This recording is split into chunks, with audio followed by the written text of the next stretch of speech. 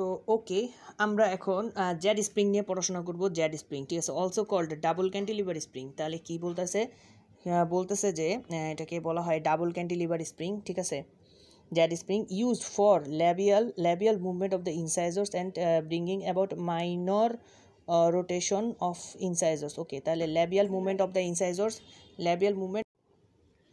ওকে, তাহলে হচ্ছে যে আমরা Z spring double cantilever spring এটাকে বলা হচ্ছে এবং use for labial movement of the ইনসাইজরকে ল্যাবিয়ালি মুভমেন্ট দিতে হবে, ঠিক আছে। এই জেড স্প্রিং কিন্তু কাপলিং মুভমেন্টে ইউজ হয়, ঠিক আছে, মানে হচ্ছে কি রোটেশন ঠিক করতে জেড স্প্রিংটাকে ইউজ হয় নাকি? হ্যাঁ,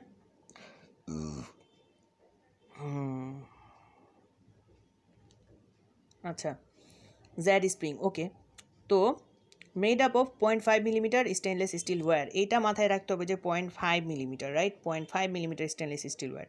তারপরে কি যে Z spring can be made of movement of a single or two incisors, ঠিক আছে, made two incisor springs can be made for movements of a single or two incisors, single incisor অথবা দুইটা ইনসাইজর একসাথে আমরা, okay, ঠিক আছে।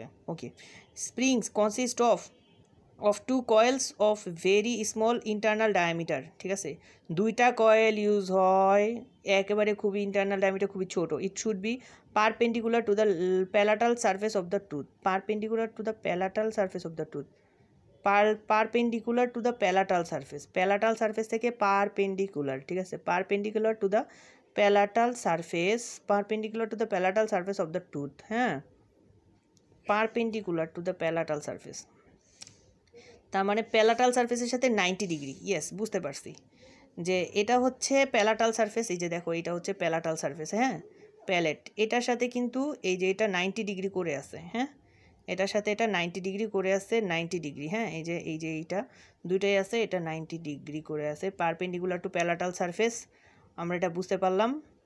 ওকে, তারপরে হচ্ছে যে perpendicular to the palatal surface. Okay, it has retentive arm, retentive arm হলো 10 থেকে 12 metre in length that gets embedded in the acrylic.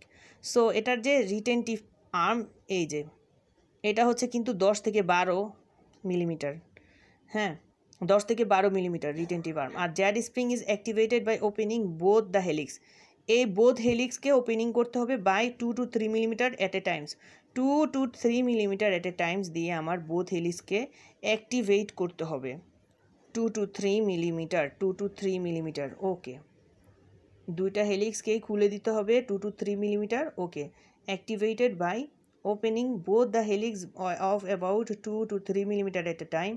In case of minor rotation correction, one of the helix is opened. just যদি হয় minor rotation correction, one of the root is opened। তাহলে আমরা এখানে যে important কথাবার্তা হলো সেটার মধ্যে একটা নাম কি, এটার নাম হচ্ছে ক্যান্টিলিভার, তারপরে হচ্ছে কি used for only labial movement, তারপরে বলছে যে 0.5 মিলিমিটার এসএস ওয়্যার, তারপর যে ক্যান বি স্প্রিং, তারপরে বলতেছে যে মুভমেন্ট ও সিঙ্গেল ও টু, আচ্ছা, তারপরে বলছে ভেরি স্মল ইন্টারনাল ডায়ামিটার, দুইটা কয়েল ইউজ করে, স্মল ইন্টারনাল ডায়ামিটার, রিটেন্টিভ 10 থেকে 12 মিলিমিটার। তারপরে বলতেছে যে দ্য পারপেন্ডিকুলার শুড বি, আচ্ছা, perpendicular to the palatal surface of the both, perpendicular, এগুলো থাকবে পারপেন্ডিকুলার থাকবে। তারপরে থাকবে যে জ্যাড স্প্রিং অ্যাক্টিভেটেড করতে হয় দুইটা হেলিক্সকে খুলে দিয়ে 2 to 3 টাইমস দুটাকে খুলে দিয়ে এটা করতে হয়, এটা হচ্ছে কি প্যালাটাল ল্যাবিয়াল মুভমেন্ট হয়, ঠিক আছে, রোটেশন, ঠিক আছে, অ্যাবাউট মেজর রোটেশন ঠিক করতে আমরা ইউজ করি increase the, okay, use of labial movement. So about minor rotation, okay, minor rotation ঠিক করতে আমরা এটা দিয়ে থাকি, জ্যাড স্প্রিং দিয়ে থাকি। সো জ্যাড স্প্রিং, ঠিক আছে। ওকে, জ্যাড স্প্রিং বুঝলাম। জ্যাড স্প্রিংয়ের পরে আমরা যে সিঙ্গেল ক্যান্টিলিভার স্প্রিং, ঠিক আছে, বা cranked single cantilever spring, it is constructed of 0.5 millimetre, এটা খুব একটা ইম্পর্টেন্ট না। ওকে, কয়েস, ওকে, ঠিক আছে, ইমার্জেন্স, ওকে, টি স্প্রিং কি, the T spring consist of টি-shaped arm whose ends are embedded with the acrylic. Okay, buccal movement of the premolars and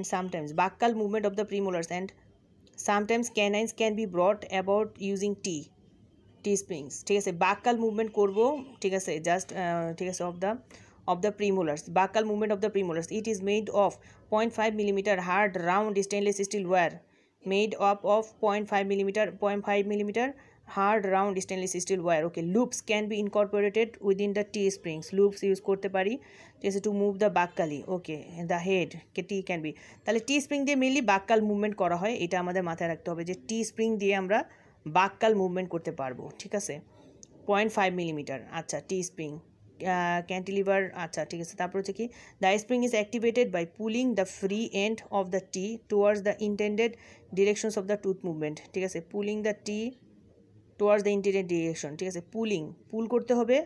ঠিক আছে, pulling the T towards the intended directions of the tooth movement. ঠিক আছে, intended directions of, আচ্ছা intended মানে হচ্ছে planned.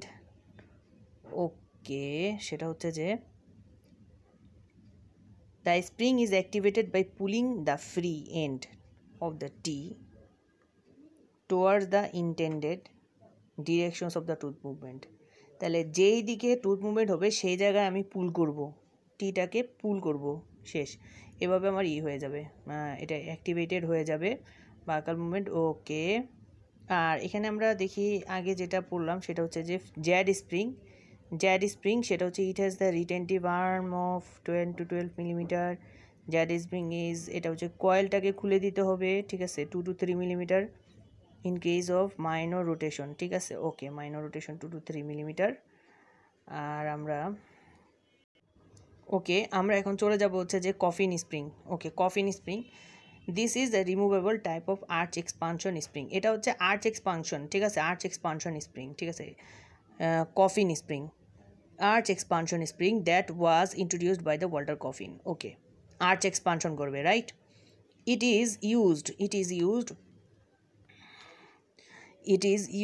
to bring about a slow dentoalveolar arch expansion, ekebare slow dentoalveolar arch expansion in patients where the upper arch is constricted. Upper arch constrict, এটা কখন করা? It is use to bring about slow dentoalveolar arch expansion. আমি যদি arch expansion ঠিক আছে করতে চাই, slowly করতে চাই, then where upper arch constricted and there is unilateral cross bite, এবং এখানে আছে ইউনিল্যাটারাল ক্রস বাইট। ঠিক আছে, ইউনিল্যাটারাল ক্রস বাইট, একদিকে ক্রস বাইট আছে, আমি আস্তে আস্তে আর্চ এক্সপানশন করতে চাই, তখন আমি কী দেবো? Coffin spring. Coffin spring is made up of 1.2, সবচেয়ে বেশি মিলিমিটার, মোটা, অবশ্যই মোটা তো হবেই, of hard round stainless steels. It consists of U omega. This is U omega.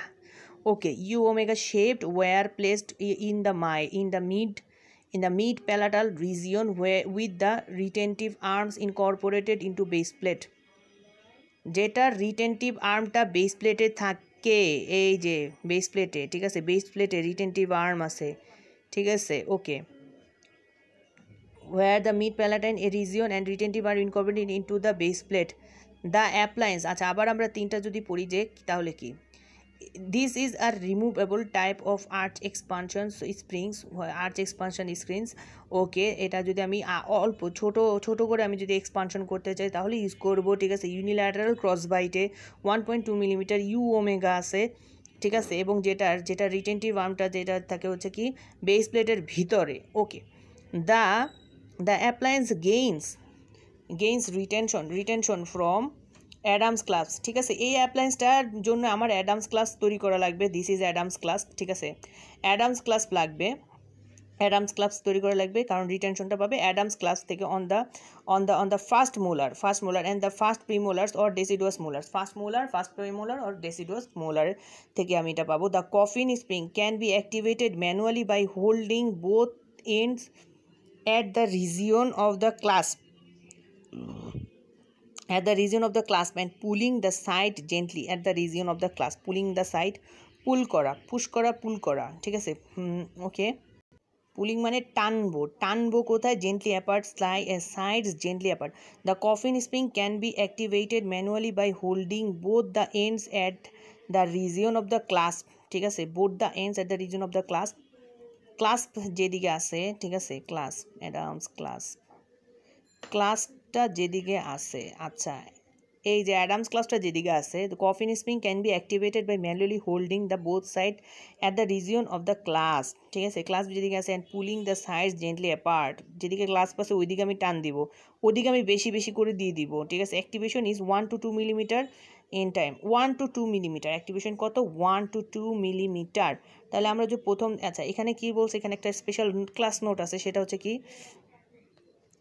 সেটা হচ্ছে কি দুইভাবে, ঠিক আছে, সেটা হচ্ছে কি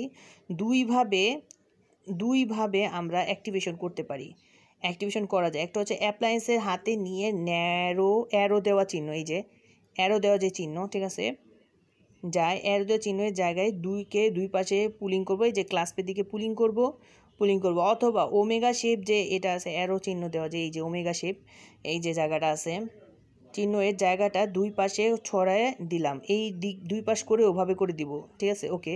এই পাশে এইভাবে এরকম করে টান দিয়ে দিব, ওকে, ছড়াই দিলাম।